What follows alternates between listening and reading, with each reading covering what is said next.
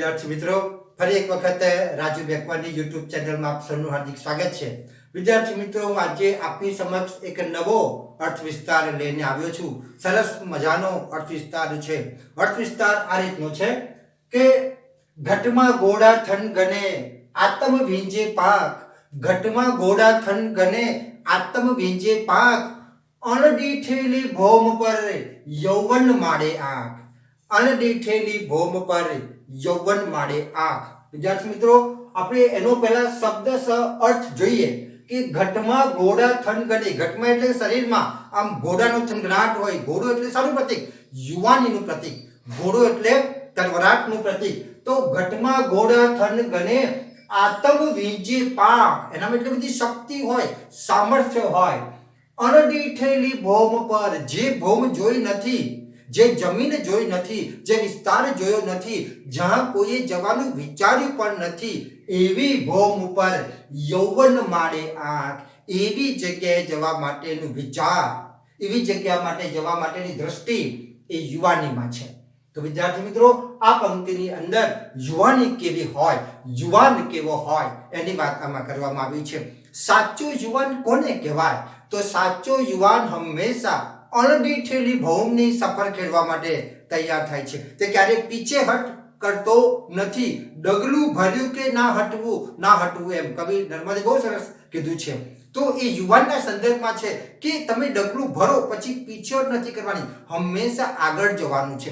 ડગલું ભર્યા પછી પણ જો કદાચ મુશ્કેલી આવે તો મુશ્કેલીનો સામનો કરીને પણ તમારે આગળ જવાનું છે. એ છે સાચો યુવાન. સાચો યુવાનની અંદર ક્યાંક નવીન પ્રકારનો તરવરાટ હોય, જુસ્સો હોય. અહીંયા મેં તમને લખીને બતાવ્યું છે.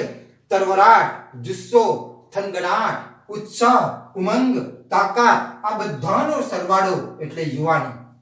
આ બધાનો સરવાળો એટલે યુવાની. અર્થાત યુવાન કેવો હોય તો ક્યાંક નવું કરી શકે, જે નિષ્ફળતામાંથી ક્યારેય હતાશ થતો નથી, પણ નિષ્ફળતામાંથી કંઈક શીખી અને સફળતા તરફ ડગલા માંડે છે, અને અંતે મહેનત કરીને, તનતોડ મહેનત કરી અને સફળતાની ટોચ સુધી એ બિરાજમાન થાય છે. એ છે સાચો યુવાન. બરાબર? તો સાચો યુવાનની અંદર તરવરાટ હોય, જુસ્સો હોય. અહીંયા સર્જકે અંતમાં અંત્યાનુપ્રાસ, બરાબર, પંક્તિની અંતે આવતો પ્રાસ, તો આંખ અને પાક, બરાબર, એ પ્રાસ દ્વારા એક નવીન દ્રષ્ટિકોણ આપણને આપે છે. જુઓ, પાંખ અને આંખ. પાંખ એટલે શું? ઉડવાની શક્તિ. પાંખ એટલે શું? ઉડવાની શક્તિ. અને આંખ એટલે શું? નવીન દ્રષ્ટિ, નવીન દ્રષ્ટિકોણ, કંઈક નવું વિચારવાનું. તમે જોઈ શકો વિદ્યાર્થી મિત્રો કે દુનિયામાં જેટલી પણ શોધખોળો થઈ છે ને, એની અંદર મોટા ભાગના એ યુવાનોએ કંઈક નવું વિચાર્યું છે.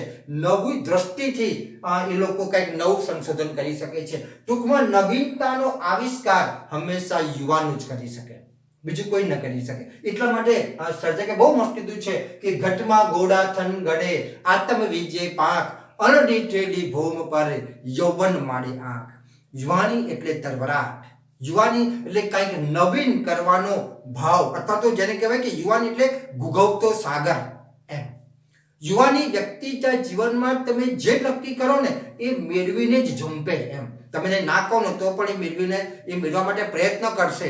એ છે સાચો યુવાન. એનામાં સાહસ વૃત્તિ હોય, એનામાં ક્યાંક નવું કરવાની ભાવના હોય, એનામાં ઘોડા જેવો હળહળાટ હોય, ઘોડા જેવો થનગનાટ હોય. આ છે સાચી યુવાની.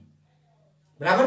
તો વિદ્યાર્થી મિત્રો, સાચો યુવાન એ છે કે જીવનમાં ક્યાંક નવું કરે છે, અને એ પાંખ અને આંખ અર્થાત શક્તિ અને દ્રષ્ટિ દ્વારા ક્યાંક નવીનતા તરફ આપણને લઈ જાય છે. તો આ પંક્તિની અંદર સર્જકે આપણને સાચો યુવાન કેવો હોય એની વાત આપણને કરી છે. બરાબર? તો વિદ્યાર્થી મિત્રો, આશા રાખું છું કે આ અર્થ વિસ્તારમાં આપને પૂરેપૂરો ખ્યાલ આવી ગયો હશે. અને પહેલા તમને મેં અગાઉના બધા વિડીયોમાં જણાવ્યું છે તે પણ આજે જણાવી દઉં કે તમે જ્યારે અર્થ વિસ્તાર લખો ત્યારે સૌપ્રથમ કાવ્ય પંક્તિ લખવાની છે, ત્યારબાદ એનો સામાન્ય અર્થ લખવાનો છે, પછી એની સમજૂતી લખવાની છે, અને સમજૂતી લખ્યા બાદ એમાંથી આપણને કયા પ્રકારનો બોધ મળે છે એ લખવાનું હોય છે. પણ તમને એ પણ જણાવી દઉં છું કે આ જે લખાણ છે માત્ર તમારી સમજૂતી માટે છે, આવું લખાણ તમારે લખવાનું હોતું નથી. પરીક્ષામાં તો તમારે વિસ્તારથી સમજાવવાનું હોય છે. અને ત્રીજી બાબત એ જણાવી દઉં કે આ વિડીયો પૂરો થશે એટલે આ જ અર્થ વિસ્તાર છે મેં જાતે લખેલો છે એના ફોટા પાડી અને આ વિડીયો પૂરો થશે એટલે મર્જ કરવામાં આવશે, જેથી તમારે લખીને પણ તૈયાર કરવો હોય તો તમે લખીને પણ તૈયાર કરી શકશો. ફરી વખત વિદ્યાર્થી મિત્રો તમને જણાવી દઉં કે આપણે આવા યુવાન બનવાનું છે. બરાબર, આપણે કેવા યુવાન બનવાનું છે? તો એમ કહેવાય કે ઘટમાં ગોડા થન ગને આત્મ વીજે પાંખ અણદીઠેલી ભૂમ પર યૌવન માડે આંખ. વિદ્યાર્થી મિત્રો, આશા રાખું છું કે તમે ભવિષ્યની અંદર આવા યુવાન 100% બનશો અને પોતાના દેશ માટે ક્યાંક કરી છૂટશો, ક્યાંક નવીનતા લાવશો એવી આશા સાથે મારો વિડીયો પૂર્ણ કરું છું. બરાબર, આપણે ફરી વખત કોઈ નવા ટોપિક સાથે મળીશું. ત્યાં સુધી આપની રજા લો. આપનો આભાર.